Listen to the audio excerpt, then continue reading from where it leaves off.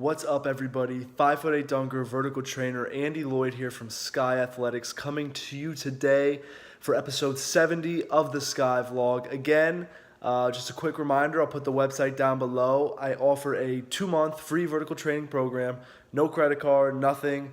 Just need your email so I have a place to send it. Subscribe to my email list on the site down below. And today, later today, a couple minutes, maybe an hour or two at the most, you will receive a free vertical training program. So go to my website, download that. Now, if you've been following me at all, if you've seen any of my videos, you know that, you could still kind of see this little pop in my shoulder. So I had an AC shoulder sprain. And if you've been following me, you know that I've talked about it because it's affected my training, things like that. So in April, I got dragged down in the middle of the air. I went for a fast break dunk, and I had just stolen it from some kid at about the three-point line of the other side of the court. Sprinted the full length of the court, went up for a dunk. Everybody there knew that I dunked, and it was a fast break, so they all, people yelled, "Dunk it." That's a lot of people do that if they know somebody can dunk or if they know that they really can't even get close. So a lot of guys yelled, "Dunk it, dunk it." So I thought I had the free lane. It was a fast break, so no one was in front of me because I would have put one on someone's head. I promise you that. So I didn't feel this kid behind me, and I go up and I'm in midair, and he grabs my arms as they're going up, so he bars both of my arms with his arm, and then I felt his other one like on my shoulders, on my back somewhere, and didn't wrap me up because I've been wrapped up before. Sometimes there's old guys or bigger guys that don't want to get jumped with, that just don't want to jump with me, and they'll literally grab me on the floor, or they'll grab me at half court or the free throw line. It's happened before, and that's okay. But this kid, probably my age, and just brought me down. I landed right on the shoulder, so you can see it when I don't know. It used to be worse. It sticks out sometimes more than others. But so I had an AC shoulder sprain, and it was pretty severe. I didn't get surgery, but I keep looking at the camera over here. It's right here. But yeah, I landed, so right where my shoulder meets my clavicle is where I landed, and I guess that just separated. So that was rough to get through because sitting hurt, sleeping hurt. It was wild, the amount of pain that I was constantly in. And I'm not big on painkillers. I'm not big on anything like that. So it was just a matter of waiting it out, icing it. Ibuprofen once a day, but that was it. I'm not huge on any of that type of stuff. Not that there's anything wrong with it. I'm just not big on it. So that was tough. So not only did it take away my ability to obviously do upper body, but my lower body as well, which is what I love to do. I couldn't set the bar on my shoulders, just squat for 4 months afterwards, and then when I was able to, it still hurt to even get my shoulders back. So that was a little longer for that. Deadlifting was out of the picture from just holding that amount of weight. Putting my backpack on, I had to keep it on my left shoulder. Honestly, everything was just different. I wrote left-handed for I think 2 or 3 weeks. I ate with my left hand I was in a sling for a little bit. So that really that takes away physically, but the mental aspect of it was a completely different ball game because physically I've gotten my stature back a little bit. I've been doing body weight stuff. I can rip off 50 to 20 pull-ups again, or I can rip off 20 pull-ups if I want to right now. Strict pull-ups, good pull-ups. As long as I got good grip, then I'm good. So that's good. That stuff's good. The mental aspect of it is just unreal because I was at a point where I could be out at school the night before till 3 a.m, wake up for my 8 a.m, and then go to my 8 a.m, go home, eat, and go to the gym. And I was doing left-handed windmills.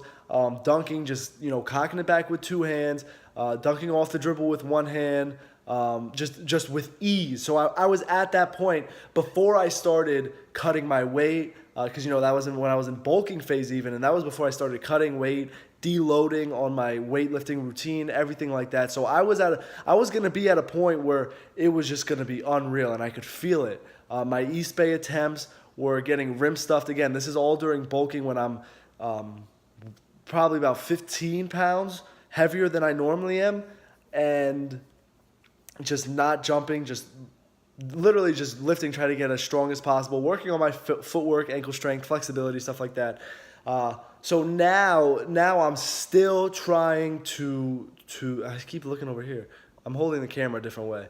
I'm still trying to get past that mentally, that aspect of, where I was, and even thinking about it gets me frustrated because this kid I didn't know dragged me down. I wasn't malicious or rude towards him the entire game. I did steal the ball from him, but that's part of basketball. And that's the play afterwards where he got me. But, sometimes things just don't make sense. And it's not even worth it to try to make sense of it. It's just a matter of putting it past you and trying to come back. And I rushed the injury. So I rushed this injury, coming back from this injury about 4 months into it, 4.5 months into it, I started feeling good, and then I started training like crazy again, and I felt good. I thought that I was feeling okay. My squatting was back to after just a short amount of time, because 4 months was when I could start doing weights again, but before that I was doing a lot of body weight stuff, literally 5-pound dumbbells with my upper body, because I was out of commission with upper body for my shoulder for a long time.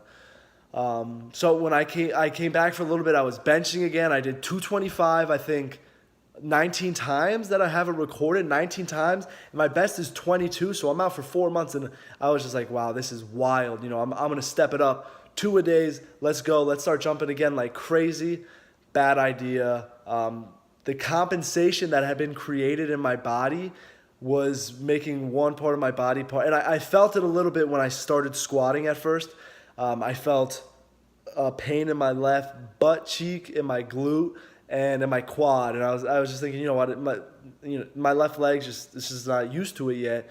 I don't know. It's just got to wake up. So I would push it harder, instead of understanding the compensation that my body had that my body had naturally created from the injury. So instead of being patient and just waiting it out, just a couple more weeks, taking it light like I am now.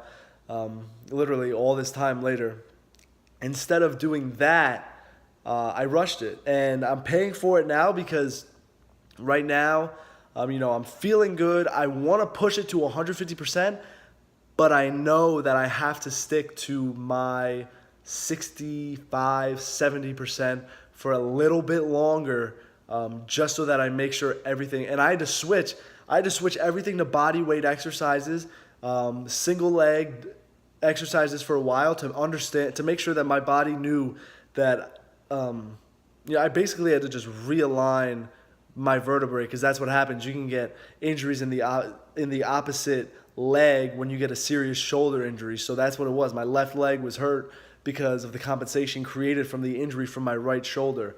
So just a matter of getting everything back on track. And I was lucky enough for if I find it, if I remember, and if you're watching, thank you. Got to tag the guy who DM'd me on Instagram below, because I was complaining about my injury on Instagram, and he reached out to me and he explained it to me. So just more knowledge that I get to get. Again, not opposed to any of that kind of stuff. Again, bad criticism, positive, negative, constructive, anything I'm open to. But yeah, just whatever you're going through, it's not permanent, and if it is, if that's the situation that you're in, then God bless, and I hope everything turns out for the best. Always feel free to contact me if you guys need anything or anyone to talk about, anything to talk about, or anyone to talk to. It's always good to just reach out, and even down in the comments below, if you watch this whole video, comment one of your toughest injuries, how you came back from it, and give some support to the other people that might comment as well. Again, guys, I thank you. About to hit 2,000 subscribers. Really excited about that, and I'm also really excited about all the hype that my program's gotten. So yeah, that's pretty much it. Longer vlog today, but again, I appreciate all the views. I appreciate everything. Keep grinding, keep working, get that free program. Remember, guys, Skigh has no limits, so that means you have no limits. If you're part of my program, I want you to understand you have no limits. Keep working hard until you get to where you want to be at, all right? Thank you, guys.